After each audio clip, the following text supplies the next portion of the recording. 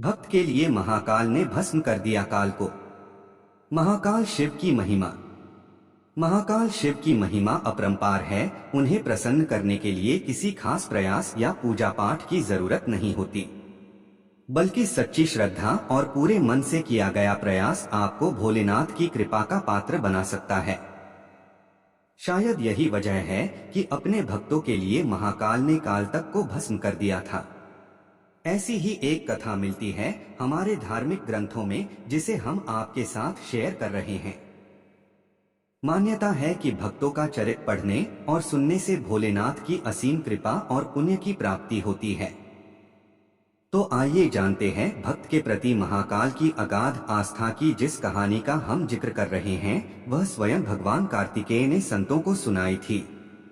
इसके अनुसार राजा श्वेतकेतु, जो कि भोलेनाथ के परम भक्त थे, उन्होंने काल को भी जीत लिया था।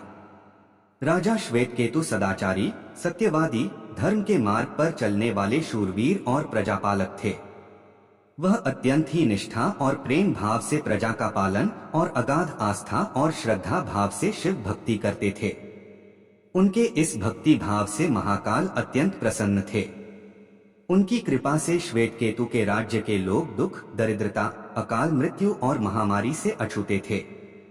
एक दिन जब राजा श्वेतकेतु का जीवन काल समाप्त होने को था और वह भोलेनाथ की आराधना में लीन थे, तब चित्रगुप्त ने यमराज से कहा कि राजा श्वेतकेतु की आयु अब पूरी हो चुकी है, अब उनके प्राण हरने का समय है। तब यमराज ने अपने दूतों को आज्ञा दी कि वे जाएं और श्वेतकेतु के प्राण हर लाएं।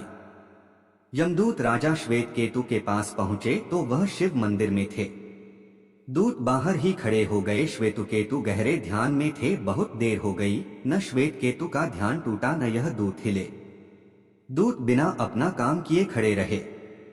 जब वे वापस नहीं पहुंचे तो यमराज ने विलंब होते देखा तो कालदंड संभाला और खुद चल पड़े। दूतों के आने में देरी होने के चलते यमराज स्वयं ही राजा श्वेतकेतु के प्राण हरने पहुंचे। लेकिन वहां उन्होंने देखा कि वह तो महादेव की साधना में लीन है। अब तो वह सोच में पड़ गए कि इसके प्राण कैसे हरें। उन्होंने सोचा कि यह अभी पूरी तरह शिव पूजा में डूबा है।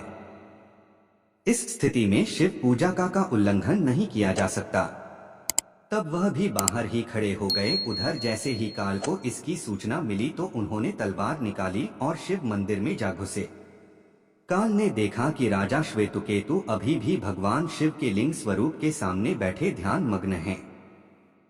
वह झपटकर आगे बढ़ा और जैसे ही उसने राजा श्वेतकेतु का सिर काटने के लिए तलवार उठाई, शिव ने अपना तीसरा नेत्र खोलकर काल की ओर देखा।